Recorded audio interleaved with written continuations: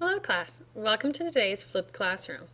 Today's lesson is on Notes 1.6, Dividing Integers, California Standards NS 1.2. Please write this entire title, everything that you see in this purpley color, at the top of your paper. Don't forget, you also need to write name, period, and date. Also, don't forget to make your questions column down the left-hand side of your paper. Remember, you are graded on your notes. Our objective today is to understand how to divide integers. So as you can see, we are dividing integers today. We have two vocab words which hopefully are review for you.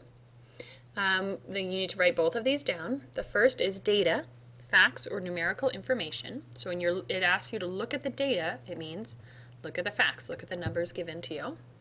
The other is the mean. And remember, the mean, to find the mean, you divide the sum of the values by the number of values. What that means is add all the numbers together. Remember, if you're working with positives and negatives, you need to secretly subtract those. Then you divide by how many numbers you had initially. Okay, and we'll be going over that in a little bit. So hopefully you remember that from last year. Okay, you also need to write all of this down. So make sure that you have your pencil and paper out. You need to write down, these are all the rules. So go ahead and copy this down and see if you can fill in the blanks on your own.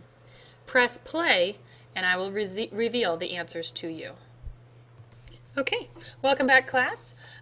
Just a little refresher for you. Hopefully you remember this from last year and from yesterday's lesson. But remember, if two integers have the same sign, means the socks match, which means they're positive. So 20 divided by 4 is 5, and negative 20 divided by negative 4 is also 5. The quotient of two integers with different signs is always going to be negative, and you can remember that thinking the socks don't match. It's not a good thing when you come to school and your socks don't match. So of course both of these will be negative 5. Finally, the quotient of any 0 and any non-zero integer is 0. Now, notice the 0 is in the numerator on both of these problems. That makes the answer 0. Watch out. You may want to write this down. Remember, the top part you have to write down. This part is optional. You cannot divide a number by 0. The quotient of any number divided by 0 is undefined. So if you ever see a 0 in the bottom, in the denominator, you cannot do that division. It is not 0. It is the word undefined. So be careful there. Okay, taking a look at teacher example 1, here we go. We notice our integers here have the same sign, so they are positive. On B, different sign, so it's negative. C is also different sign, so it's negative. And D, our numerator is 0, so right away we know our answer must be 0. Okay, go ahead and try these on your own. You should be able to do them pretty quickly. When you're finished, go ahead and press play so you can see the answers. Looking at number 1, we see our signs are different, so we know it must be negative 4. Here our signs are the same, so it must be positive 3. We have 0 in the numerator, so our answer must be 0. And here our signs are different, so it must be negative 6. Okay, hopefully you got 100% on all those. They should have been nice and easy for you. Next teacher example, you golf 4 rounds of 18 holes. The table shows your score for each round with respect to par. What is the mean of your scores for the 4 rounds? Now remember, to find mean, we add up all the numbers. So I recommend you add up all the positives, which there's only one, which is 2. Then add up all the negatives, negative 6 plus negative 1 plus negative 7. We know that's going to be negative 14. And then we secretly subtract. Negative 14 minus 2 is going to give us negative 12. Okay? Once we've found the sum of all my numbers, then I need to divide by how many numbers I had. And of course, I started with 4 rounds, so I have 4 numbers. Negative 12 divided by positive 4, already I know my mean is going to be negative, and it's going to be negative 3. Now be careful here. On this problem, it's not asking for the number, it's asking for the letter. So of course our answer would be B. So be careful with that. Whenever you see a multiple choice problem, you need a multiple choice answer. And watch out for that. Hopefully you remember how to find the mean. If you need a refresher, make sure you go to this section in your textbook. Okay, so go ahead and try all of these, add them together, and then you can go ahead and divide. Okay, hopefully you found your answer. First, as I told you, you add up all the positives, which is just 34, and all the negatives, negative 159. Then you secretly subtract and divide by 5 since there are 5 digits here. Your answer is negative 25. Here, on problem number 6, you have, again, 1 positive, so you've got 21, and you have 6 negatives, so you add them together. Then, now you're adding a positive and a negative, which means you're secretly subtracting, and you divide by 7 since that's the number of digits that you started with. You end up with a mean of negative 8.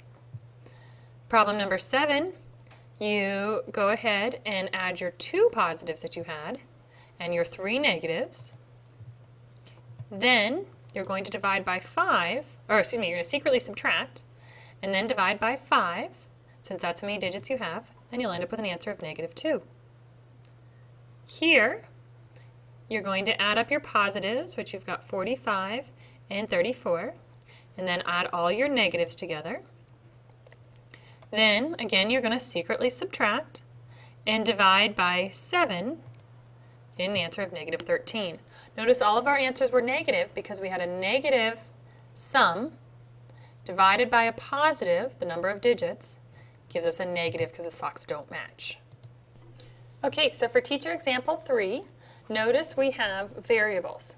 So these are the exact same type of problems. All you have to do is plug in your variables first. So replace those variables with numbers.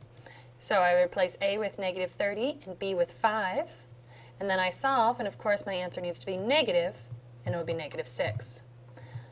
Problem B, notice I've got A over B times C. So I know I have to take care of that B times C first, and then I can do that division. So I plug in my numbers.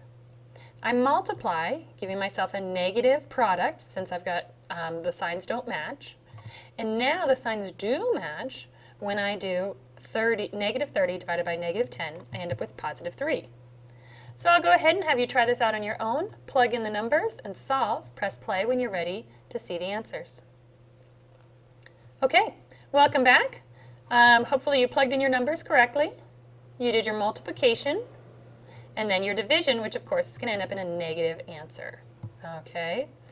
Problem number 10, plug in your numbers, and we know 3 divided by 3 would be 1, and since we have a negative sign, it must be negative 1. Plug in your numbers again here, and this time we have to square our number, take care of that exponent, because we know our order of operations, exponents comes before any kind of division.